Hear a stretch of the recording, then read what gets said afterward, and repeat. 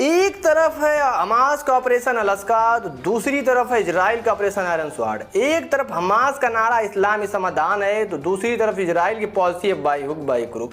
एक तरफ जहां हमास के साथ अरब देश खड़े हैं, तो वही दूसरी तरफ इजराइल के साथ कनाडा और यूरोपियन कंट्री और अमेरिका खड़ा है। इजराइल ने 24 आवर्स का अल्टीमेटम जारी कर दिया है और ये फाइनल स्टॉक होने वाला है। चाइना, रसिया और ईरान, क्या इंडिया इजराइल और अमेरिका के साथ कर दिया है कुछ बड़ा खेल? क्या इस मैच में ईरान बनेगा मैन ऑफ द मैच? वही अगर हम इस युद्ध की इम्पैक्ट की बात करें कि इसका इम्पैक्ट इंडिया पे क्या पड़ेगा, हमास के पास इतने ज़्यादा रॉकेट कहाँ से आए, हमास क्या है, ये सब कुछ जानेंगे हम इस वीडियो में। वीडियो बहुत ज़्यादा इन्फॉर्मेटिव होने वाला है, इस वीडियो को अंत तक जरूर देखिएगा। नमस्कार दोस्तों, डेट 7 अक्टूबर हमास इजराइल के ऊपर एक के बाद एक 5000 रॉकेट से हमला कर देता है। उस दिन इजराइल सिमचैट तुर्रा अपना फेस्टिवल मना रहा होता है। सिमचैट तुर्रा एक बाइबिल का खंड होता है। जब यहूदी लोग उसको ख़त्म कर लेते हैं तो सिमचैट तुर्रा के नाम से एक फेस्टिवल मनाते हैं जिसमें वो लोग गाना और डांस करते हैं। लेकिन तभी हमास ने कहा कि रुको भैया, हम भी पार्टी में आते हैं, और शामिल होने के लिए एक के बाद एक 5000 रॉकेट से हमला कर देता है। जिसके जवाब में इजराइल के प्राइम मिनिस्टर बेंजामिन नेतन्याहू ऐलान करते हैं ऑपरेशन आयरन स्वॉर्ड का, और कहते हैं कि युद्ध की शुरुआत तुम की हो, खत्म मैं करूंगा। अब आप ये सोच रहे होंगे कि आयरन डोम जो इजराइल का एयर डिफेंस सिस्टम है वो क्या कर रहा था। हुआ यूं कि हमास जब अटैक किया इजराइल के ऊपर तो 20 मिनट के अंदर 5000 रॉकेट लॉन्च कर दिया। अब जो आयरन डोम था, इतना उसे कम समय मिला कि वो इंटरसेप्ट नहीं कर पाया और बहुत सारी मिसाइल्स को उसने टारगेट किया, लेकिन बहुत ज़्यादा मिसाइल्स होने की वजह से वो सारी मिसाइल को टारगेट नहीं कर पाया, जिसके वजह से इजराइल के अंदर मिसाइलों की भरमार लग जाती है। अब आप ये सोच रहे होंगे कि हमने तो अभी तक फिलिस्तीन और इजराइल का मैटर सुना था, अब ये हमास कहाँ से आ जाता है? तो हमास को जानने के लिए हमें इजराइल और फिलिस्तीन के इतिहास को समझना होगा। इजराइल और फिलिस्तीन का इतिहास शुरू होता है 1917 से, जब होता है बाल्फोर डिक्लेरेशन। बाल्फोर डिक्लेरेशन 1917 में होता है। बाल्फोर जो होते हैं वो यूके के फॉरेन सेक्रेटरी होते हैं। वो एक डिक्लेरेशन लेकर के आते हैं और यहूदियों को, पूरे विश्व के यहूदियों को निमंत्रण के रूप में वो डिक्लेरेशन होता है। उस डिक्लेरेशन के माध्यम से सारे यहूदियों को ये बताया जाता है कि भैया तुम लोग आ जाओ, फिलिस्तीन ही तुम्हारा होमलैंड है। और सारे यहूदी जो विश्व भर में फैले होते हैं वो धीरे धीरे फिलिस्तीन में आना शुरू करते हैं। और अब समय था द्वितीय विश्व युद्ध का, जब ब्रिटेन का साथ यहूदी देते हैं और यहूदियों को जब जर्मनी में, क्योंकि जर्मनी के अंदर जो हिटलर होता है यहूदियों को बहुत तंग किया होता है, जो कि ब्रिटेन के अपोजिट ग्रुप में होते हैं, वो एक्सिस ग्रुप के अंदर होता है। एक्सिस ग्रुप के अंदर आपको जो है जर्मनी, इटली और जापान एक साथ थे। वही जो एलाइज ग्रुप थे, ब्रिटेन, अमेरिका, यूएसएसआर और चाइना, ये एक साथ थे। तो जो यहूदी थे हिटलर से तंग आकर के ये उस टाइम ब्रिटेन का साथ दिए थे। और जब ये वर्ल्ड वॉर जब ब्रिटेन जीत जाता है, उसके बाद यहूदियों को फिलिस्तीन के अंदर इनवाइट के रूप में, पहले ही वो 1917 में कर चुका होता है, अब उनको बसाने की शुरुआत करता है। 1947 में जब ब्रिटेन वहाँ से अपने सैनिकों को बुला लेता है, क्योंकि अब वहाँ पे इस्लाम और यहूदियों के बीच कन्फ्लिक्ट चालू हो चुका था, और ये मैटर अब 29 अक्टूबर 1947 में यूनाइटेड नेशन के पास पहुँच जाता है। यूनाइटेड नेशन 29 नवंबर 1947 को एक रिजोल्यूशन पास करता है। इस रिजोल्यूशन का नाम है 181 सेकेंड रिजोल्यूशन, जिसके अंदर फिलिस्तीन को 3 भागों में डिवाइड कर दिया जाता है। तो पहला पार्ट होता है वो अरब जो कि इस्लाम थे उनको दे दिया जाता है। दूसरा पार्ट जो बड़ा पार्ट था वो इजराइल को दे दिया जाता है जो कि यहूदी थे। तीसरा पार्ट यूनाइटेड नेशन जेरूसलम, जिसको हिंदी में यरूशलेम बोलते, उसको अपने पास रखता है। और यही विवाद की जड़ थी, क्योंकि यूनाइटेड नेशन तो आधिकारिक तौर पे यरूशलेम को अपने पास रखता है, लेकिन धीरे धीरे जो इजराइल था वो यरूशलेम पे कब्जा करना शुरू कर दिया था, जिसको लेकर के जो इस्लाम धर्म के लोग थे उनका मानना था कि जो यरूशलेम है हमारे पवित्र और धार्मिक तथ्यों से जुड़ा हुआ है। जब यूनाइटेड नेशन रिजोल्यूशन पास करता है, वहीं से झगड़े की जड़ आज तक बनी हुई है, क्योंकि जो यरूशलेम है वो 3 धर्म, ईसाई, इस्लाम और यहूदियों के लिए पवित्र स्थान है। ईसाइयों का मानना है कि जो ईसा मसीह थे सूली पे इनको वहीं चढ़ाया गया था और पुनः वहीं से जीवित हुए थे।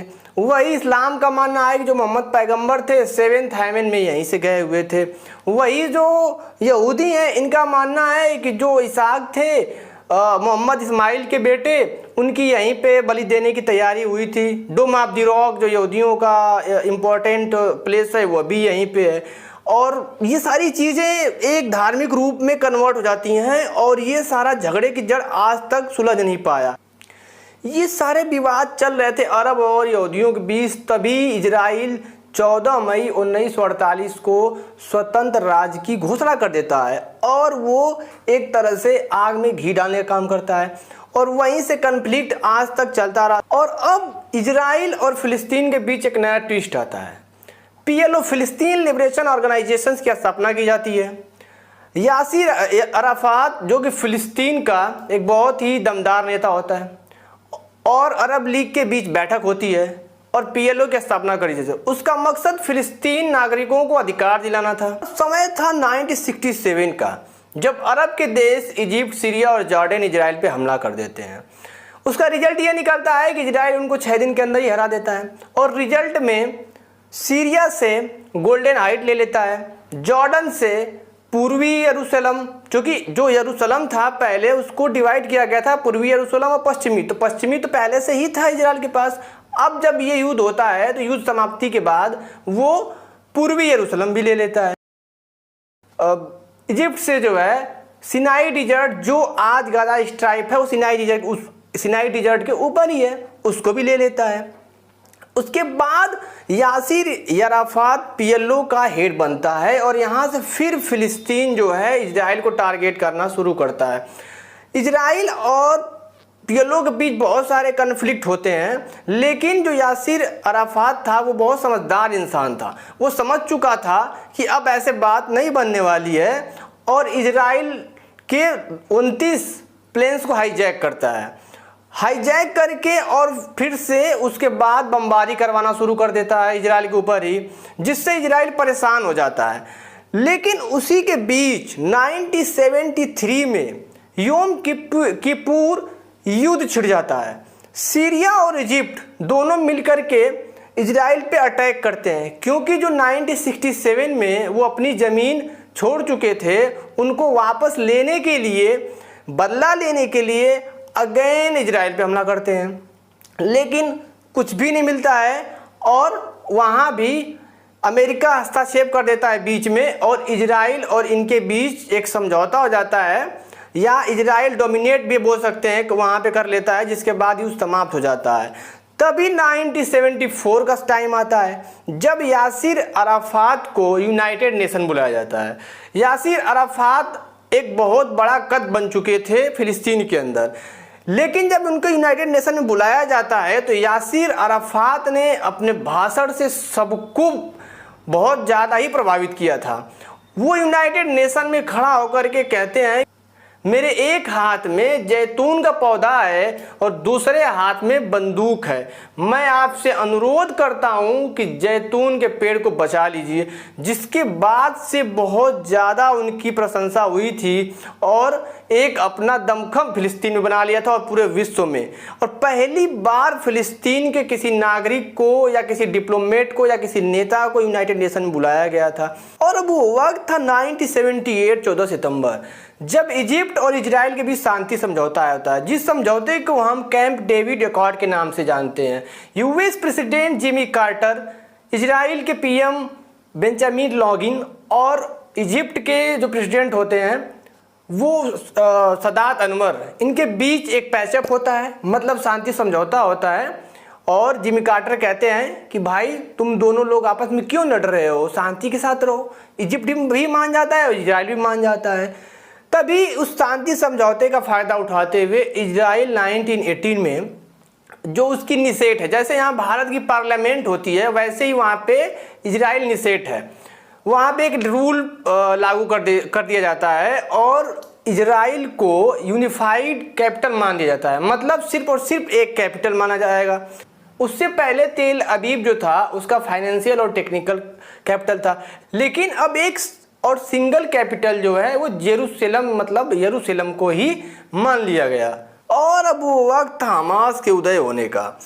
1980 में शेख यासीन ने हमास की स्थापना की, मतलब नींव रख दिया था। उसकी आधिकारिक रूप से पुष्टि नहीं हुई थी, लेकिन वो एक स्कॉलर था और बहुत पढ़ा लिखा इंसान था। 12 साल की उम्र से ही वो व्हील चेयर पे था, लेकिन उसके जज्बे को सलाम है, व्हील चेयर पे होने के बावजूद भी इतना बड़ा ऑर्गेनाइजेशन पैदा कर दिया।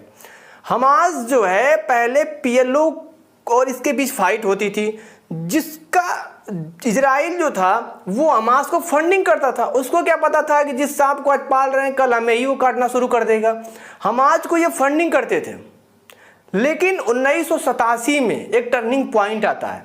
इजराइल के कुछ सैनिक ट्रक से जा रहे होते हैं और 4 फिलिस्तीनी किसान उनसे उनका एक्सीडेंट होता है, उनकी मौत हो जाती है।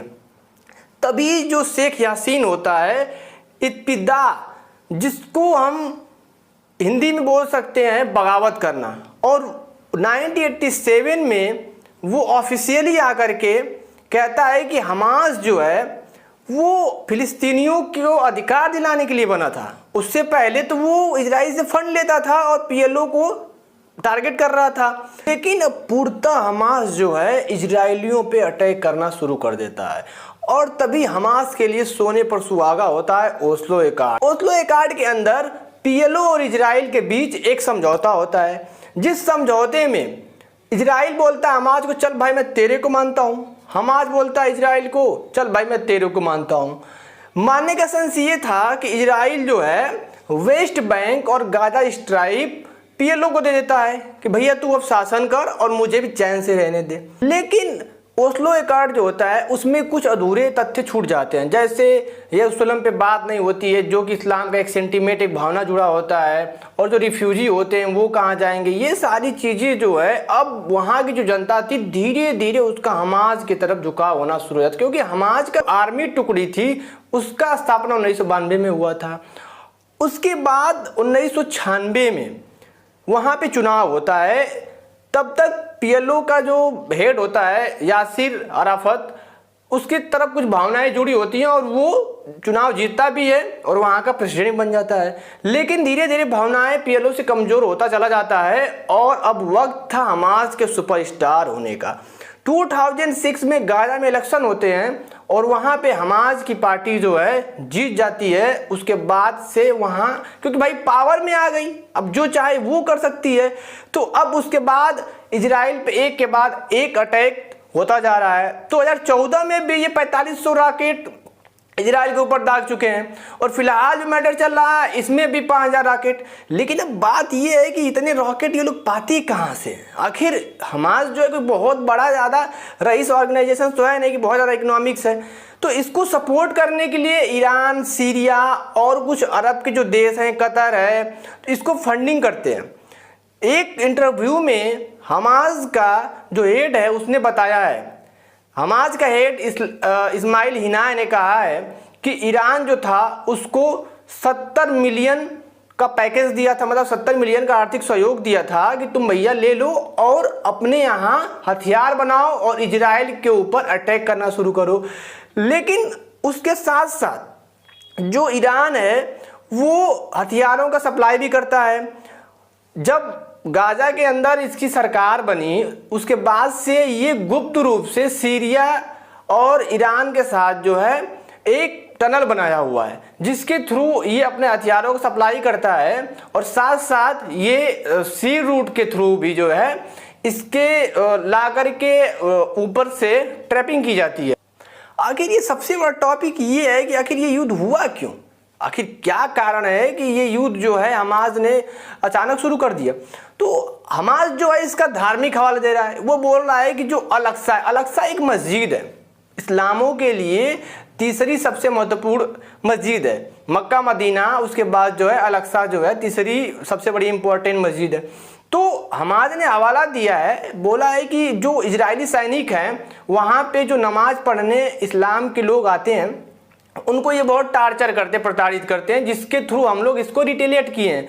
लेकिन इसके पीछे कुछ कहानी और है। इसके पीछे कहानी ये है कि जब BRI प्रोजेक्ट के अगेंस्ट इजराइल, इंडिया और अमेरिका और सऊदी अरब के बीच इंडियन इकोनॉमिक यूरोपियन कॉरिडोर की नींव रखी गई थी, तो तभी मुझे ऐसा लगा था कि कुछ न कुछ तो बड़ा होने वाला है। तो उसको टारगेट करने के लिए चाइना, रसिया और ईरान तीनों एक साथ आए हैं और हमास को फंडिंग किया गया है ताकि आप उस पर बॉम्बिंग करो और इजराइल भी आपके ऊपर बॉम्बिंग करेगा, जिससे सऊदी अरब का जो सेंटीमेंट, भावना है इस्लाम कंट्री होने के वजह से आपकी तरफ आएगा, जिससे ये प्रोजेक्ट जो है अधूरा रह जाएगा।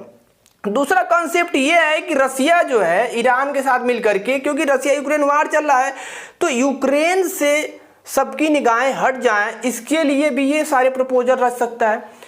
ईरान के साथ यही मसला है कि ईरान चूंकि अमेरिका का कट्टर दुश्मन है, तो उसको उलझाने के लिए ये सारी चीज़ें की जा रही है। तो ये सारा मसला युद्ध का, ये धार्मिक इशू नहीं है, ये एक जियोपॉलिटिकल इशू है जिसके वजह से ये युद्ध चल रहा है। वही अगर हम इस युद्ध की इम्पैक्ट की बात करें कि इसका इम्पैक्ट इंडिया पे क्या पड़ेगा, तो अगर भारत खुल करके इजराइल के साथ जाता है तो जो हमारे मुस्लिम ब्रदर्स हैं वो सारे लोग नाराज हो जाएंगे। वही अगर ये फिलिस्तीन के साथ जाते हैं तो जो यहाँ क्रिश्चियन और यहूदी हैं और कुछ हिंदू जो हैं वो नाराज हो जाएंगे।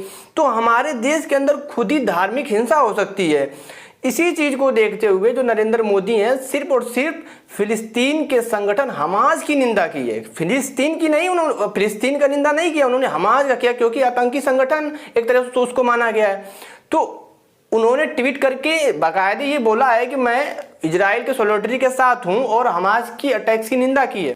आई होप आप लोगों को ये वीडियो इन्फॉर्मेटिव लगा होगा। अगर वीडियो इन्फॉर्मेटिव लगा तो वीडियो को लाइक करें, चैनल को सब्सक्राइब करें एंड शेयर करें।